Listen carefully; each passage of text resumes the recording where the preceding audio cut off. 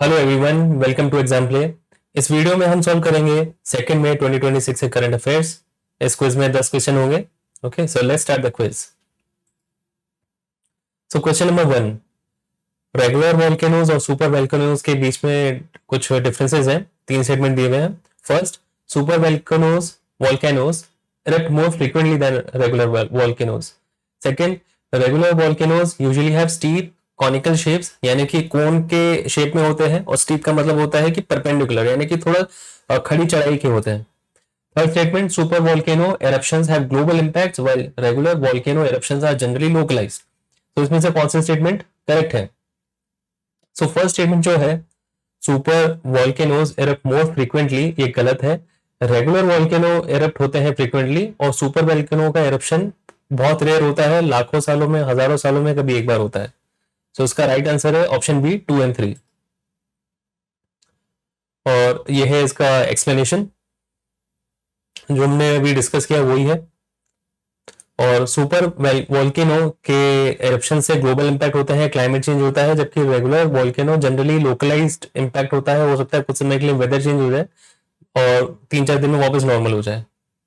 Okay, लेकिन super volcano long term effect होता है, हो सकता है पूरा वेदर पैटर्न ही चेंज हो जाए और कई सारी स्पीशीज पे इसका इंपैक्ट पड़ सकता है। तो question number 2, Greater Caucasus range जो है जॉर्जिया में, इसका क्या सिग्निफिकेंस है?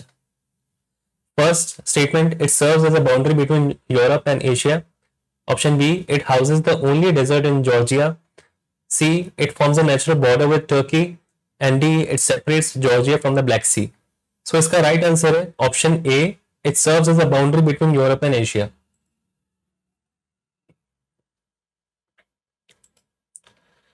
Question number 3,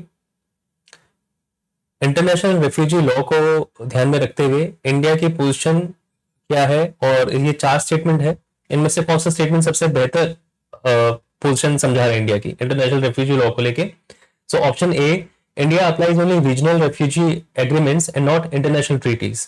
option B, India follows a case by case administrative policy for refugees without being a party to the 1951 convention. Statement C, India has signed but not ratified the 1951 Refugee Convention. And statement D, India has a dedicated domestic refugee law aligned with the 1951 Convention. तो इसमें से कौन सा statement correct है?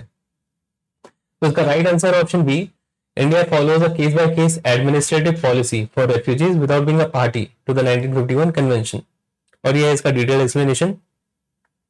So India ना ही 1951 के refugee convention का signatory है, ना ही 1961 का जो प्रोटोकॉल है इसी कन्वेंशन से रिलेटेड उसका भी सिग्नेटरी नहीं है। सो इंडिया की जो रेफ्यूजी पॉलिसी वो case by case administrative framework के थ्रू काम करती है, यानी कि हर एक केस के कॉन्टेक्स्ट को देखते हुए वो रेफ्यूजी हो सकता है किसी को असाइलम दे दे या नहीं दे, वो केस बाय केस देखती है कि जो भी रेफ्यूजी आ रहे हैं उनको क्या उनकी जान को खतरा है, या फिर वो किसी मैलिफाइड इंटेंशन से इंडिया में एंटर होना चाहते हैं। क्वेश्चन नंबर 4, इनमें से कौन सी रिवर सीरिया और जॉर्डन का बॉर्डर बनाती है? Option A, Litani river. B, Yarmuk. Option C, Barara. And D, Orontes. So इसका राइट आंसर है option B, Yarmuk river forms the boundary between Syria and Jordan. ठीक है, और ये सीरिया के बारे में कुछ डिटेल्स हैं कि सीरिया की जो बॉर्डर कंट्रीज हैं वो टर्की, इराक, जॉर्डन, इजराइल और लेबनान है, और इसमें कुछ इंपॉर्टेंट माउंटेन्स और रिवर्स दी हुई है।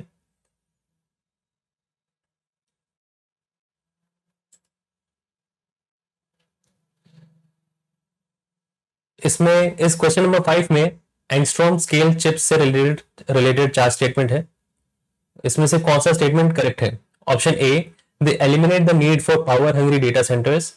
Option B, they can function entirely without transistors. Statement C, they enable memory storage in biological tissues. And option D, they allow atomic scale tailoring of electronic properties. So इसका right answer है option D, they allow atomic scale tailoring of electronic properties. So angstrom scale chip जो है 2D materials जैसे कि graphene और TMD से बनाए जाते हैं, और इस वजह से क्योंकि इतने इतने माइक्रो या नैनो से भी जो छोटी स्केल होती है उससे छोटे होते हैं, सो इंजीनियर जो है इसके इलेक्ट्रॉनिक प्रॉपर्टीज एटॉमिक प्रिसिशन पे इसके डिजाइन कर सकते हैं, ठीक है। और एंगस्ट्रॉम चिप के बारे में और थोड़ी डिटेल है। सो एंगस्ट्रॉम स्केल चिप है क्या, एक सेमीकंडक्टर डिवाइसेस है जो एटॉमिक स्केल पे बिल्ड किया जा सकता है, और एक एंगस्ट्रॉम का मतलब है 1 नैनोमीटर। और अभी ये जो चिप्स हैं वो लगभग अभी करंट स्मॉलेस्ट चिप जो है 3 नैनोमीटर नोड्स जो है उससे 1/10 साइज के हैं एंगस्ट्रॉम स्केल चिप। और इसे डिजाइन किया गया है Indian institute of science Bengaluru, और इसकी जो डिटेल प्रोजेक्ट रिपोर्ट है वो सबमिटेड की गई है अभी प्रिंसिपल साइंटिफिक एडवाइजर को और ministry of electronics and IT को।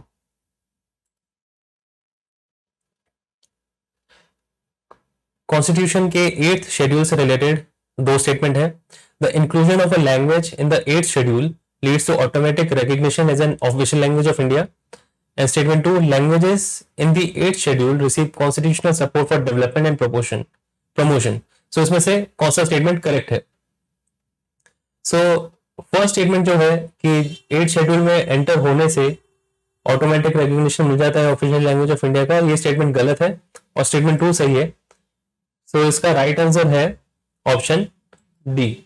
Statement 1 is correct, statement 1 is incorrect, but statement 2 is correct. India में 8th शेड्यूल में 22 लैंग्वेजेस हैं, ओके। और टाइम टू टाइम अमेंडमेंट होने के बाद इसमें लैंग्वेजेस ऐड की गई है, जैसे कि 21st amendment, 71st amendment, 92nd amendment act, इन सब एक्ट से ये ऐड होती गई है लैंग्वेजेस। और ओरिजिनली कॉन्स्टिट्यूशन में 14 लैंग्वेजेस थी, फिर उसके बाद सिंधी ऐड हुई, फिर उसके बाद 3 लैंग्वेजेस कोंकणी, मणिपुरी, नेपाली, फिर Bodo, Dogri, Maithili, Santhali, okay. Question number 7, perovskite solar cells solar technology बनाने में काम आते हैं। इससे रिलेटेड कुछ 4 स्टेटमेंट है। First, they use silicon wafers for enhanced photon trapping. Statement B, they exhibit ultra high efficiency using organic dyes. Statement C, they offer high efficiency with low cost fabrication techniques. And statement D, they operate without the need for sunlight. So इसका क्या right answer है? इसका right answer है option B नहीं है, option C है इसका right answer. They offer high efficiency with low cost fabrication techniques. So photovoltaic technology में एक ब्रेक थ्रू हुआ है जिसका नाम है पेरोक्साइड सोलर सेल्स। ये सोलर सेल्स जो है इसमें ज्यादातर लीड होता है इसमें, जिसको लेड भी बोलते हैं, और लाइट हार्वेस्टिंग एक्टिव लेयर है। और इसका मेन पावर ये है कि इसमें हाई पावर कन्वर्जन एफिशिएंसी है, फ्लेक्सिबिलिटी एप्लीकेशन है। इसका मेजर चैलेंज जो अभी है इसके लाइफ स्पैन शॉर्ट है, और क्योंकि इसमें टॉक्सिक मटेरियल है जैसे कि लेड, जिससे कैंसर भी हो सकता है और भी कई सारी डिजीजेस हो सकती हैं। सो ये है इसका explanation. Question number 8 is about Aryabhat satellite. Statement 1, it was designed for interplanetary exploration. Statement 2, it had onboard propulsion system for orbital adjustments. And statement 3, it was built to study the sun, space radiation and upper atmosphere. So इसमें से कौन से statements correct हैं? सो सिर्फ option B correct है, यानी कि सिर्फ स्टेटमेंट 3 सही है। सो आर्यभट्ट सैटेलाइट जो है बेसिकली डिजाइन किया गया था इसमें एक्सपेरिमेंट्स करने के लिए सोलर फिजिक्स में, और एक्स्ट्रा एस्ट्रोनॉमी और आयोस्फेरिक स्टडीज करने के लिए, और इंटरप्लैनेटरी मिशन के लिए नहीं था, ठीक है। अर्थ ऑर्बिटिंग सैटेलाइट है, सो इंटरप्लैनेटरी मिशन नहीं था, ओके। और इसमें कोई ऑनबोर्ड प्रपोर्शन भी नहीं है कि जिससे वो अपना ऑर्बिट एडजस्ट कर सकता है। बेसिकली ये पैसिव सैटेलाइट है जो एक फिक्स्ड लो अर्थ ऑर्बिट में घूम रहा है। Question number 9 is about notifiable diseases. Statement 1, notifying a disease under law in India empowers the government to monitor and control its spread more effectively. Statement 2, declaration of notifiable diseases automatically involves WHO intervention in India's domestic public health affairs. So which of the statement is correct? इसमें से कौन सी statement correct है? So इसका answer है option C, यानी कि statement 1 correct है और स्टेटमेंट 2 गलत है। जैसे ही इंडिया किसी भी डिजीज को नोटिफाई करता है, नोटिफाइबल बना देता है, हेल्थ केयर प्रोवाइडर्स पे रिस्पॉन्सिबिलिटी आ जाती है कि वो गवर्नमेंट को इन केसेस की रिपोर्ट दें जब भी ये केसेस सामने आ रहे हैं। इससे टाइमली सर्विलेंस होता है, डायग्नोस्टिक्स होते हैं, कंटेनमेंट और ट्रीटमेंट मेजर्स टाइम पे हो सकते हैं, जिससे आउटब्रेक होने से या एपिडेमिक होने से बच सकते हैं। और स्टेटमेंट 2 गलत है। नोटिफाइबल किसी डिजीज को नोटिफाई करने से जरूरी नहीं है कि WHO का इंटरवेंशन इसमें मैंडेटरी हो जाएगा या ट्रिगर हो जाएगा। बेसिकली WHO तभी इंटरवेन करता है पब्लिक पॉलिसीज में दूसरे कंट्रीज की, जब वो इंटरनेशनल हेल्थ रेगुलेशंस के अंडर कोई डिजीज आती है। जैसे कोरोना वायरस एक ऐसी कंडीशन थी, एक ऐसा डिजीज था जो इंटरनेशनल हेल्थ रेगुलेशंस में आ रही थी, तो उस WHO का राइट था कि वो दूसरे कंट्रीज की पब्लिक हेल्थ पॉलिसीज में इंटरवेन कर सके।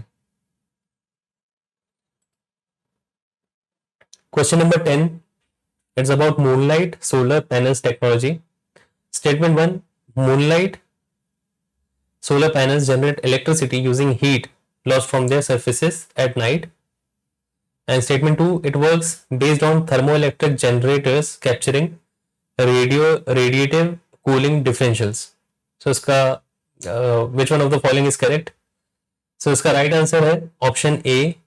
Both statements are correct and statement 2 is the right explanation of statement 1. Statement 1 सही है कि इलेक्ट्रिसिटी नाइट में जनरेट हो रही है। बेसिकली जैसे सरफेस कूल हो रहा है तो उसमें से जो हीट निकल रही है उससे वो इलेक्ट्रिसिटी जनरेट हो रही है। और स्टेटमेंट 2 भी करेक्ट है कि थर्मो इलेक्ट्रिक जनरेटर्स हैं जो टेम्परेचर ग्रेडियंट यानी कि टेम्परेचर के डिफरेंशियल को से वो करंट जनरेट हो रहा है। और ये टेक्नोलॉजी एक ब्रेक थ्रू है नाइट टाइम एनर्जी हार्वेस्टिंग के लिए और सोलर इंफ्रास्ट्रक्चर के लिए बेसिकली एक एनहांसमेंट है ये। Okay, so that's all for the day. ये वीडियो कंप्लीट होता है, नेक्स्ट वीडियो भी जल्दी अपलोड होगा इसी चैनल पे और इसी डिजाइन और पैटर्न में। Thank you.